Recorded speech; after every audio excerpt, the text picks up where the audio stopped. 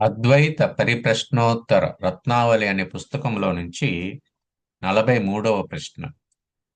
పరమాత్మను తెలుసుకోవడానికి ఉన్నాడని చెబితే చాలదా? ఇంత వేద వాంగ్మయం, ఇన్ని ఉపనిషత్తులు, ఇన్ని బోధనా పద్ధతులు ఎందుకు అనే ప్రశ్నకు సమాధానంగా ఇప్పుడు తెలుసుకుందాం. భవన నిర్మాణానికి మొదట సారువులు నిర్మించి తర్వాత తీసివేసినట్లు పరమాత్మను తెలుసుకోవడానికి కార్యకారణ ప్రక్రియ, పంచకోశ ప్రక్రియ, అవస్థాన ప్రక్రియ అని నేతి నేతి బోధలో ఉపనిషత్తులు ఒక అసాధారణమైన బోధనా పద్ధతిని అవలంబించాయి. దీనినే అధ్యారోప అపవాద ప్రక్రియ అంటారు. ఏదైనా తెలుసుకోవాలంటే మనకు తెలిసిన పరిచయమైన సంఘటనను దృష్టాంతంగా తీసుకొని హేతువాదంతో అంటే లాజికల్గా దానిని సమర్థించి చెప్పాలి. శాస్త్రవాక్యాన్ని హేతు దృష్టాంతాలతో జోడించి చెప్పకపోతే బ్రహ్మ విద్య అర్థము కాదు.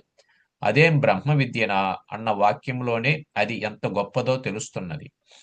గురువాక్యము అంటే ఆగమము, శాస్త్ర ప్రమాణము అంటే నిగమము, స్వానుభవము అంటే ఉదాహరణ ద్వారా నీకు అర్థమయ్యేది అనే మూడు పాయలతో అల్లబడిన జడవలే శాస్త్రము బోధింపబడాలి.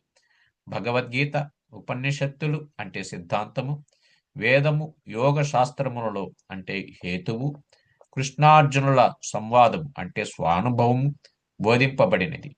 గురువు ఇది నాకు మాత్రమే సాధ్యము, నీకు కాదు అని చెప్పి తన ఆధిపత్యమును చూపరాదు. ఎక్స్పెరిమెంట్ అంటే ప్రయోగం, ఎవరు చేసిన రిజల్ట్ ఒకటే రావడం అనేది సైన్స్ లక్షణం.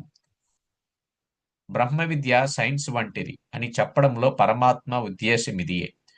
ఛాందోగ్యంలో దశల వారీగా 101 సంవత్సరాలు తపస్సు చేసి ఇంద్రుడు ప్రజాపతి వలన తెలుసుకున్నది, ఉద్దాలక మహర్షి నుండి శ్వేతకేతువు తెలుసుకున్నది ఈ బ్రహ్మ విద్యనే.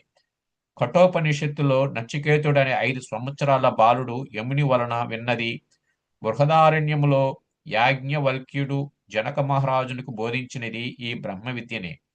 యాజ్ఞవల్క మహర్షి తన గోసంపదను తన భార్యలైన కాత్యాయిని, మైత్రేయులకు పంచి వానప్రస్థానికి వెళుతుంటే సంసారం కంటే గొప్పదైన దానిని పొందడానికి వెళుతున్నాడని గ్రహించి తాను కూడా వస్తానంటే, మైత్రేయి ఖిల్వమసి అని నీవు రసరూపిణిగా కావాలంటే ఆత్మావారే ద్రష్టవ్యో శ్రోతవ్యో మంతవ్యో నిధిధ్యాసితవ్య అని చెప్తాడు. మొదట ఆత్మను ప్రజ్ఞాన ఘనమని సచ్చిత్తులని చూడు, తరువాత దాని గురించి విను, అది మననం చెయ్యి, నిధిధ్యాసగా మార్చుకో అని చెప్పాడు. శంకర భగవత్పాదువులు కూడా మంతవ్యో తర్కత, తర్కించి మననం చెయ్యి అని చెప్పారు. దాన్ని బట్టి ఆత్మస్వరూపాన్ని ఊరక వినుటియే కాక తర్కము చే మననము చేయవలని తెలియచున్నది. పరమేశ్వరి అంటే వేదమాత గురు స్వరూపిణి అయి సంప్రదాయేశ్వరి అయింది. వేదమాతే సంప్రదాయబద్ధమైన బోధ చేస్తే కుహనా గురువులు తామే చెబుతున్నామని అనడం ఎంతవరకు సమంజసము? గురువునని మెడనిండా గురుతులు వేసి తిరుగుదురు ఇక్కడ, పరమభక్త మునీంద్రులెల్ల పసందు చేయరు అక్కడ. రేపు 44వ ప్రశ్న. అథాతో బ్రహ్మ జిజ్ఞాస అంటే అథ శబ్దానికి అర్థమేమిటి?